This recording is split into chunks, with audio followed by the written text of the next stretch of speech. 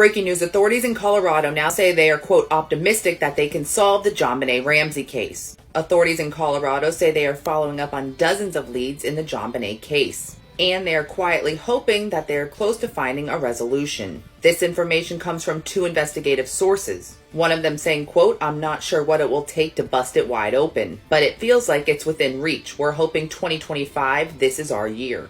The new team that was compiled in 2023 says that they have only met one time in person, but investigators regularly are in contact with each other.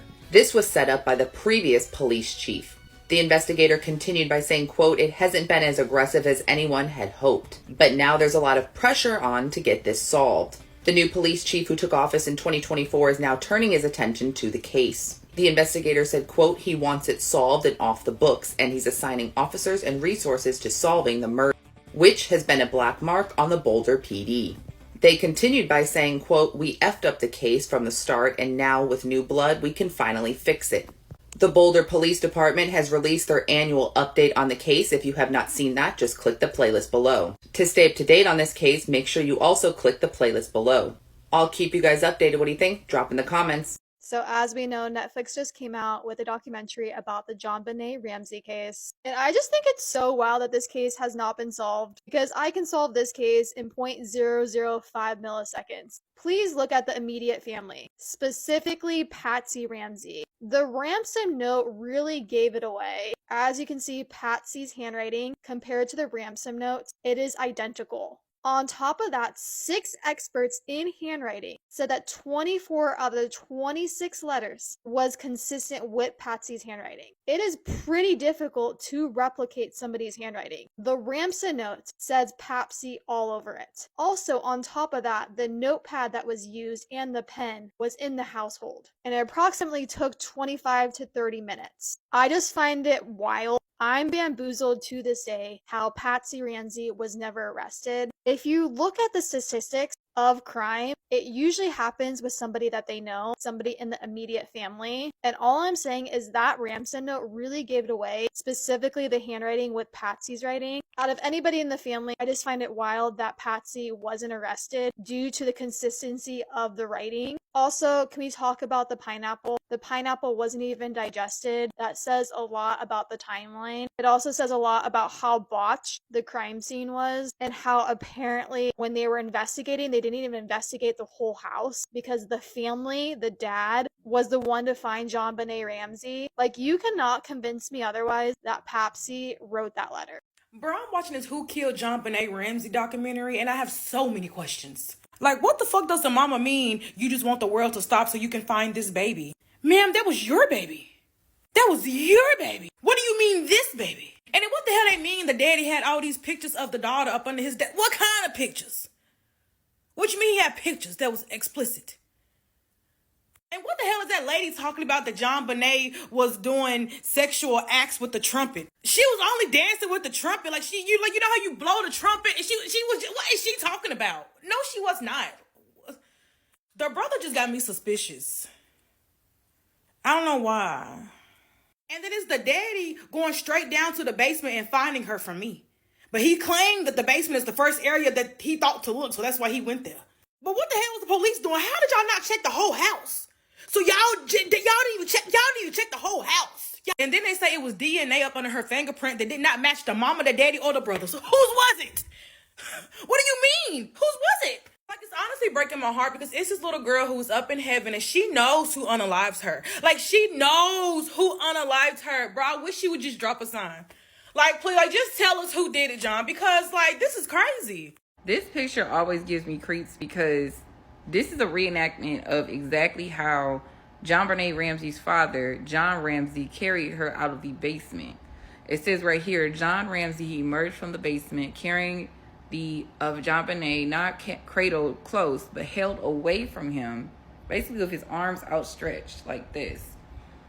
And he held her by the waist, and basically her head was above his, facing him, but her arms were raised high, stiffed, and yeah, this is from the book that someone wrote about the case. But yeah, honestly, I feel like it's very strange that he did not hold her close, because you would think that a parent that's kind of like looking for their child and they hadn't seen their child in so long would kind of like grab them and hold them really close when they find them. And this is the last known photo of Jonbenet Ramsey. I want to say this photo was taken less than 24 hours before she was found murdered. And honestly, this is one of the photos that reenacts her as a child and not as a beauty pageant queen, because the fact that she was turned into this, star so young, I feel like is a huge reason why she lost her life. This is the infamous house of the Jonbenet Ramsey murder in Boulder, Colorado, a murder case that drew international attention and remains unsolved to this day. This grand Tudor-style residence was built in 1927 and now boasts an impressive 7,500 square feet, spanning 3 stories and featuring a finished basement. It has undergone multiple extensive renovations in hopes of helping potential buyers forget its unforgettable past. The second floor includes 4 bedrooms, one of which was Jonbenet's former room, complete with a private balcony. Additionally, a game room with a spacious terrace and a fully equipped bathroom provides ample entertainment space. With Netflix's new documentary, Cold Case: Who Killed Jonbenet Ramsey, about to air, this house has once again attracted public attention. The current homeowners, Carol and Timothy, currently reside there, and it's expected that more people will come to visit the murder house, but fortunately the property is gated.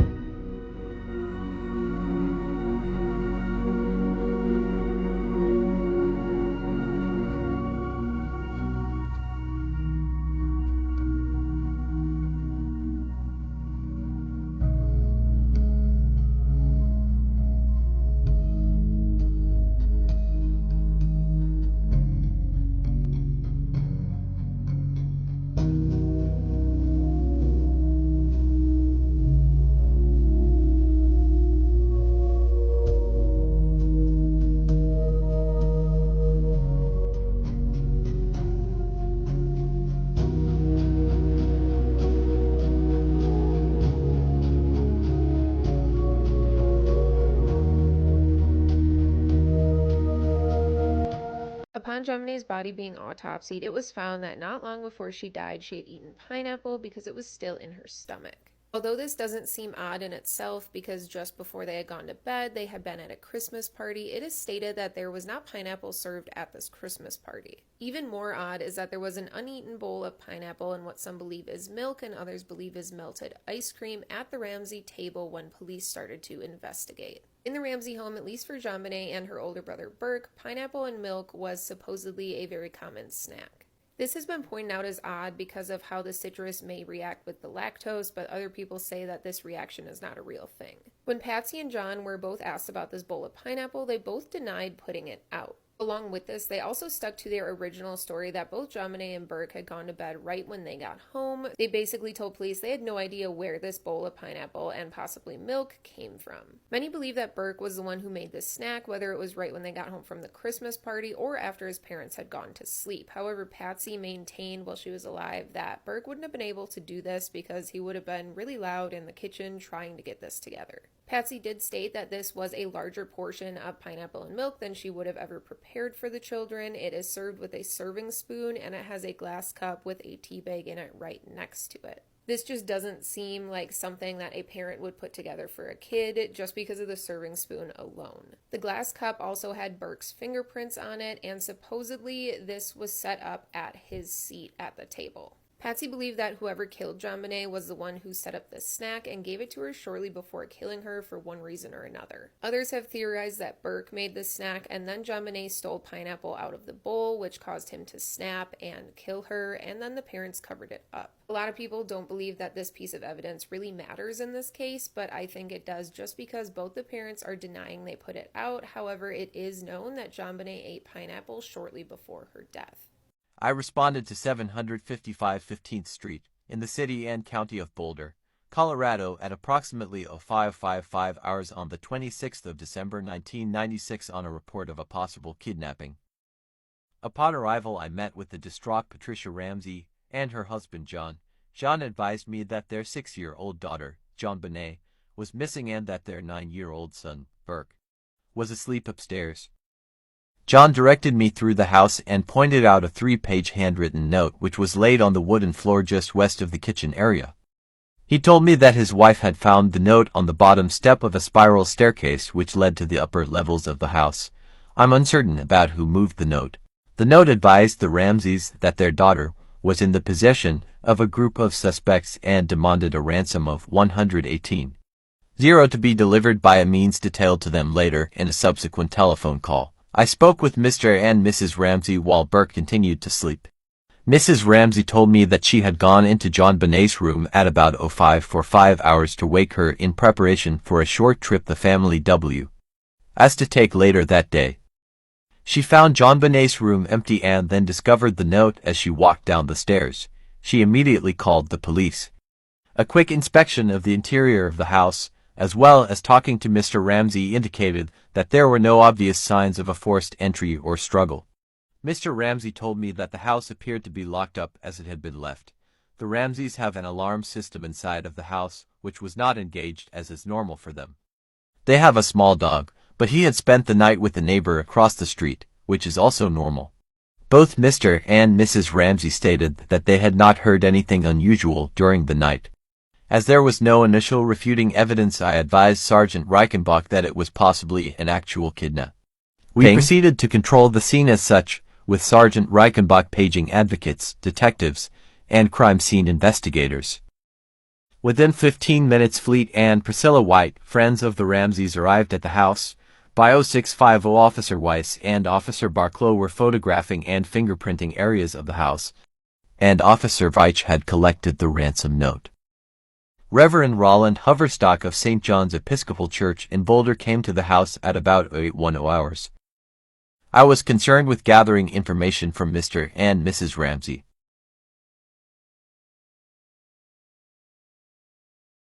Detectives Linda Arnn and Fred Patterson arrived at the house at about 0810 hours. I was concerned with gathering information from Mr. and Mrs. Ramsey. They told me that they had spent Christmas night with the Whites, and that they arrived home at 2200 hours. Mr. Ramsey said he read to both kids for a short time and then they were in bed by 2230 hours. Mrs. Ramsey said that Jonbenet had been dressed in long white underwear and a red turtleneck. Jonbenet's and Burke's bedrooms are separate and are located on the second floor of the 3-story house, with the master bedroom on the top floor. Jonbenet's bedroom has an access door to a second-floor porch which was locked and undamaged. As Mr. Ramsey made preliminary telephone calls to gather the demanded amount of money, he told me that the only other people with keys to the house are their housekeeper, the Whites, and 2 relatives in Atlanta, Georgia. Mrs. Ramsey told me that the housekeeper Linda Hoffman Pugh had spoken to her by telephone the morning of the 24th and asked for a loan of $2,000. Pugh had called again later that day and seemed upset about an argument with her sister.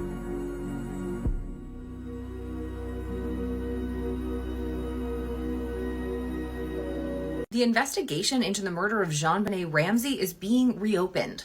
Investigators in Boulder, Colorado are poised to launch their new effort to catch the person or persons responsible for the slaying of the 6-year-old beauty queen on Christmas 1996. Now, here is why. At the time of the murder, a small amount of DNA evidence was collected from the crime scene, but the technology behind DNA testing has drastically improved in the last few decades. So the Colorado Cold Case Review Team will reanalyze that sample or what's left of it, and they're also going to do some genetic genealogic testing. The problem here is the amount of DNA that is left from Jonbenet's murder scene is minuscule, and testing it at this stage may use up the remainder. That means that any future analysis won't be able to be done because there'll be nothing left when future tech becomes available. In 1996, Jonbenet was reported missing by her parents, John and Patsy Ramsey, when they found a mysterious ransom note in their kitchen asking for $118,000 for Jonbenet's safe return, and when they looked in her bedroom, she was nowhere to be found. Cops in Boulder immediately started to search for who abducted this little 6-year-old beauty queen. However, less than 10 hours after first reporting her missing, while doing a sweep around the house with the police, John Ramsey found his daughter's body in the basement. She had been strangled and bludgeoned in the head. Anyone who's really followed this investigation would have clocked that earlier in this video I mentioned investigators testing familial DNA. It has long been suspected that some relative of Jonbenet's had something to do with her slaying. However, investigators were never able to connect any family members to the homicide, and no one was ever charged. After 25 years, genetic investigators are saying that the DNA evidence in the Jonbenet Ramsey murder case could be identified in a matter of hours. If you don't already know, in December of 1996, Jonbenet was just 6 years old and had already won multiple titles in beauty pageants across the country.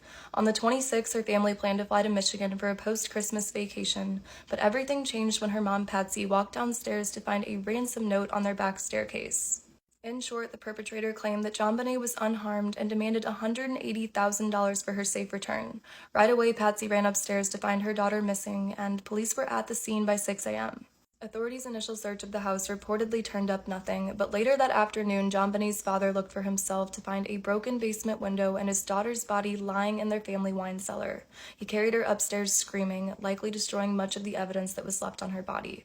Jonbenet was found completely bound with tape covering her mouth, and an autopsy would report that she suffered a skull injury 45 minutes to 2 hours before dying of strangulation. Unsurprisingly, her parents and stepbrother were under suspicion in the following months, but with no real evidence against them or any other leads, the case eventually grew cold. We can get into a lot with this, but in the end, police have said it's incredibly improbable that a stranger would break into this mansion, find Jonbenet's bedroom on the 3rd floor, silently remove her from her bed, and then assault her in the basement for 2 hours before taking the time to write a 3-page ransom note that makes no sense. I'll get into all the theories in my next post, but regardless, Jonbenet's murder remains unsolved, and authorities are sitting on unidentified DNA evidence that was recovered from her body.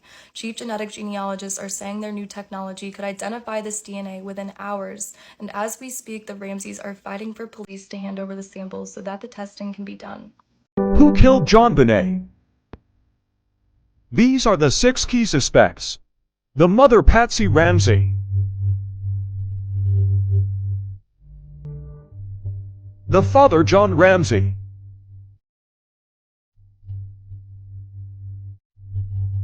The brother, Burke Ramsey.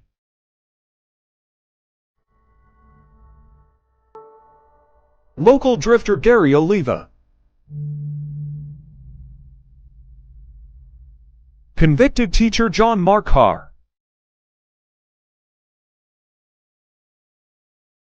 Local Santa Claus, Bill McReynolds.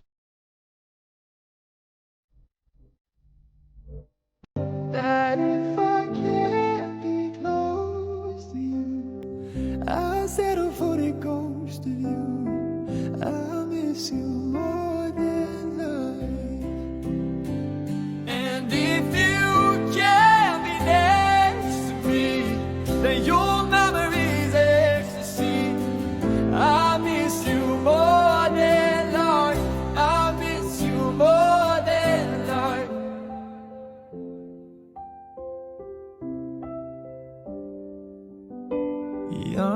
bad things, there's always tomorrow. I need more time, but time can't be borrowed. I'd leave it all behind if I could follow. Since the love that you left is all that I get, I want you to know.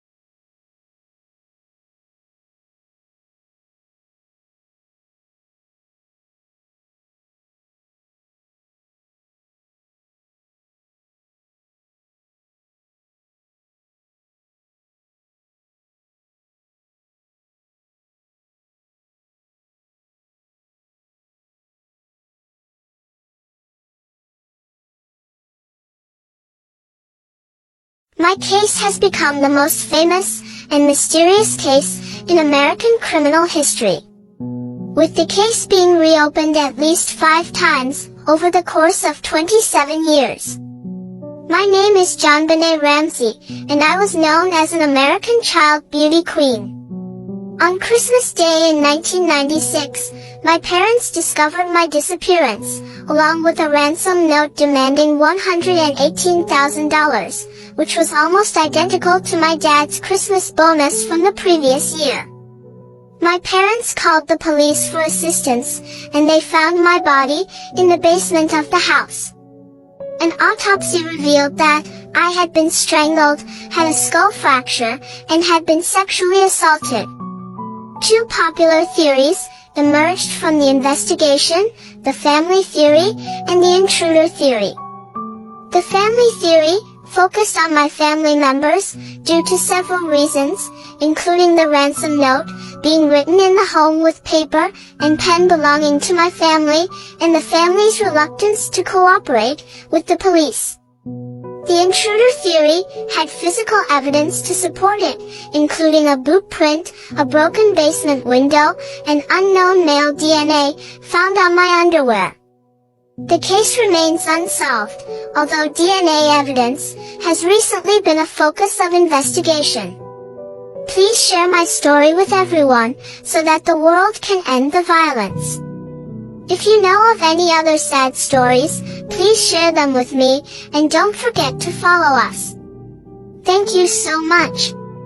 My case is known as one of the most famous unsolved murder cases in American history. I am Jonbenet Ramsey, born on August 6, 1990 in the United States. As a child beauty pageant queen, I often appeared on TV shows. When I was 6 years old on December 25th or 26th, 1996, I was kidnapped from my home in Boulder, Colorado. Earlier that day, my parents received a ransom note for my kidnapping. 7 hours after my disappearance, my father found my body in the basement of our home. I had suffered a severe blow to my head which caused a skull fracture. My mouth was taped shut and a garrote was found around my neck. The autopsy report revealed that I was strangled to death due to a combination of both asphyxiation and head trauma. My death was ruled a homicide. Despite extensive investigations and interrogations, including my parents, no one has been charged with my murder. Due to the unusual circumstances of the case, the ransom note, and the discovery of my body in the home, my family has been under suspicion, particularly my mother, Patsy. However, DNA evidence found on my clothing eventually ruled out the family as suspects. Over the years, my case has sparked controversy, speculation, and conspiracy theories. There have been numerous books, documentaries, and TV specials about the case, yet it remains one of the most famous unsolved murder cases in American history. My father found me dead in my own house when I was just 6 years old. My name is Jonbenet Ramsey, and this is my story that I disappeared from my home that night, in Boulder, Colorado. My family didn't know where I was. The police searched everywhere, but it was my father who found me in the basement with a skull fracture that I was already gone. I was a little beauty queen. I loved dressing up and performing. But now, the world would only remember me for what happened that night. They said I had been strangled, but nobody knew who did it. The police looked everywhere for answers. Thousands of tips, hundreds of interviews, but no one could figure out who took my life. DNA experts tried to help. They've looked at every piece of evidence, but even with new technology, the mystery remains unsolved. Some people blamed my own family, my mommy, my daddy, even my big brother. But no one knows for sure. My family still says they loved me and didn't hurt me. Even now, over 20 years later, the police keep searching, keep following leads. They say they won't stop until they find my killer, that I was just a little girl. My story shouldn't have ended this way. But maybe one day, someone will finally know the truth and give me peace.